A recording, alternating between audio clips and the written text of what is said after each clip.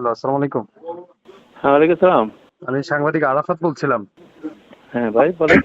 আচ্ছা ভাই, ওই যে আপনাদের প্রধানমন্ত্রীর তো নির্দেশনা ছিল যে ঢাকার যে শহরে বিভিন্ন যে বাস ডিপোতে গাড়িগুলো আসবে না। যেমন ওই যে ফুলবাড়িয়া যে বাস টার্মিনাল, আপনাদের যে বিআরটিসি বাস ডিপো আছে, হ্যাঁ?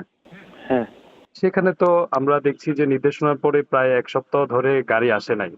এখন আজকে প্রায় ৭-৮ দিন ধরে এখানে দূরপাল্লা আপনাদের বিআরটিসি গাড়িগুলো আসতেছে এবং অন্য যে পাবলিক যে পরিবহন বিভিন্ন কোম্পানির যে গাড়িগুলো সেগুলো আসতেছে। এখন এই বিষয়ে আসলে আপনারা কোন নির্দেশনা বা কি আপনারা আছে একটু জানাবেন। এটা আসলে আমি বলতে পারতেছি না এই বিষয়টা। এই বিষয়ে কি নির্দেশনা আছে বা কি এটা আমি আসলে জানি না। আর তাও আমাদের ভুল তথ্য দিলে তো হইব না। না এটা এখন আমাদের পিআরও যেহেতু আপনি আপনার পিআরওর সাথে কথা বলেন, তো আমাদের পিআরওর নাম্বার আছে আপনার কাছে?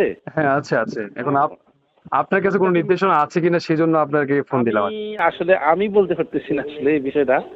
এটা স্যারদের বিষয়। হ্যাঁ।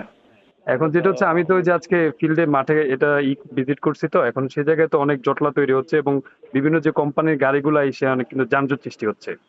ঠিক আছে? এটা তো এটা এখন প্রধানমন্ত্রীর আমাদের নির্দেশনা ছিল যে এখানে বুঝছি। এটা আমি আসলে সঠিক জানি না এই বিষয়টা। মানে আচ্ছা। এটার ইয়ে কি?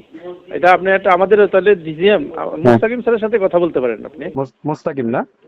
হ্যাঁ, হ্যাঁ, মুস্তাকিম স্যারের সাথে কথা বললে আপনি ক্লিয়ার। কারণ আমি একটা বললাম কিন্তু আমি আসলে সঠিকভাবে কিছু জানি না এইভাবে। আচ্ছা, আপনার আচ্ছা। ভুল তথ্য দিলে তো হবে না। কারণ আচ্ছা। ঠিক ঠিক আছে? ঠিক মুস্তাকিম আছে। স্যারের সাথে কথা হবে। ওকে, ওকে। আচ্ছা, ঠিক আছে। আসসালামু আলাইকুম। ঠিক আছে। আসসালামু আলাইকুম।